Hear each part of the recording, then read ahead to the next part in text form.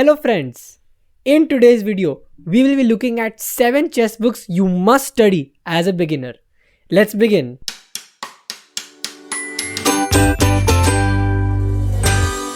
Hey guys, my name is Ishan and in today's video, we will be breaking down the top 7 chess books that you must study as a beginner in my opinion. Chess books are an excellent way to grow in chess because not only do they cover every aspect of your chess, but they are also very easy to do and fun at the same time. So let's begin. Number 1. Bobby Fischer Teaches Chess. The theme of this book is tactics, and the reason I recommend it is because it covers the entire foundation of a chess beginner. Whether you're just learning how to make the first moves or you have learned the moves and you are getting better day by day, this book will cover the entire foundation of tactics for you. And not only tactics, it also covers a wide variety of topics such as attacking, defense, how to plan, and so on. It is a very good book for beginners, and one more reason I like it very much is because of the fun and intuitive interface. So what is in the book is that when you read it, the first pages are right side up, as you can see, and then when you reach the end of the book, you will see that some pages are upside down. So when you reach the end of the book, you are supposed to flip the book and read it as if you read it from the start. So that provides a sort of fun, intuitive interface to it, I suppose. And it's very fun to study. Next, we're moving on to number 2, which is 1001 Chess Exercises for Beginners. This book is also a tactical book. And about the authors are Franco Massetti and Robert Mesa.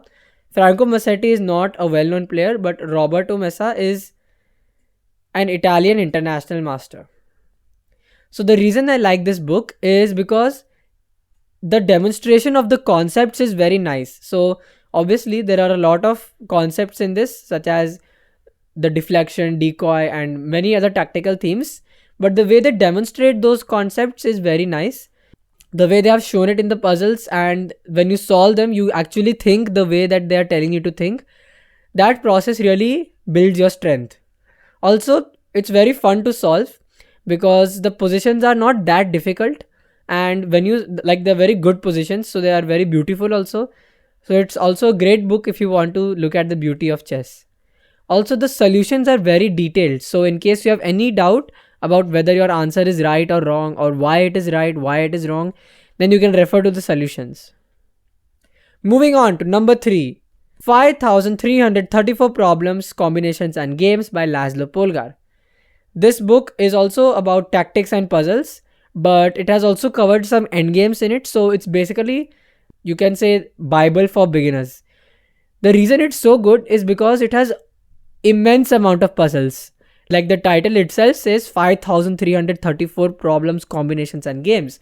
So by drilling these many puzzles, those tactical patterns will get ingrained into your chess mentality, and it will almost come as a second nature for you to carry out those tactical motives. It has also got a lot of variety of topics. Just like Bobby Fischer Teaches Chess, this book also covers some basic endgames and attacking ideas, and also touches upon some positional ideas that you should know as a beginner. It is a very big book, but if you do it little by little, day by day, then I'm sure it's going to add to your chess strength. Number 4. Silman's Complete Endgame Course. This book is about practical endgames, and about the author. Jeremy Silman was an American international master and writer, and he has written many famous books, one of which we'll be looking at later in this video. The reason I like this book is that you can do it at literally any level, from whether you're a beginner or whether you're an aspiring master. This book is for everyone, and the language that has been used in this book is very fun. So it's never going to become a boring read, as most endgame books do become. Also, it's a no-nonsense book. That means it won't drone on and on about the analysis of some very complicated theoretical endgames. It's a very practical book, which means that you can implement what you learned in it immediately. So it only covers practical endgames which are most likely to come up in your games, and thus it is a very helpful book for immediate growth. Number 5. The Amateur's Mind, Turning Chess Misconceptions into Chess Mastery, again by Jeremy Silman. This book is more of a positional and strategical book, and obviously it's written by the same author. So one common thing between both these books is that the language that has been used is very fun and engaging, so it's never going to become a boring read. Also, the reason I like this book is that it touches upon some very basic things that have been missed out in the vast majority of positional books out there. So it also is a book that has been written from the experiences of other amateur players. So what Jeremy Silman has done, he has made some of his students play games with him from certain positions, and then he has written down the thought processes in that book. So you can actually see what the amateur player was doing wrong and where the improvement could have been done. Number 6. 100 Endgames You Must Know by Jesus de la Villa. This book is a very famous book, and so is the author, who is 2-time Spanish champion and is a grandmaster himself. This is mostly about the endgame strategy and theory. So this book will touch more upon the theoretical endgames, basic theoretical endgames. Also, it's not a very big book, so it's not very daunting, and it's very simple. Like, an endgame is covered in 2 to 3 pages, so you can study this book and finish it very quickly.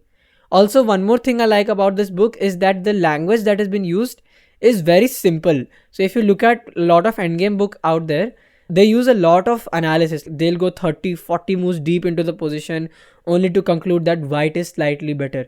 So it won't do that. It will actually teach you the reason behind why that is happening.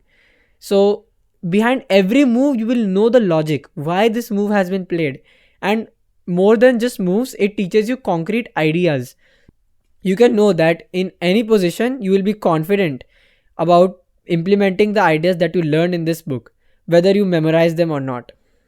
Also, the title itself says it's only a 100 endgame book, so it's very concise, and it also touches only on the practical endgames that are very important at your level. And the perfect book to accompany this is our book number 7, which is 100 Endgames You Must Know Workbook, again by Jesus de la Villa. So this book is basically the workbook of, you can say, the textbook version of the 100 Endgames You Must Know.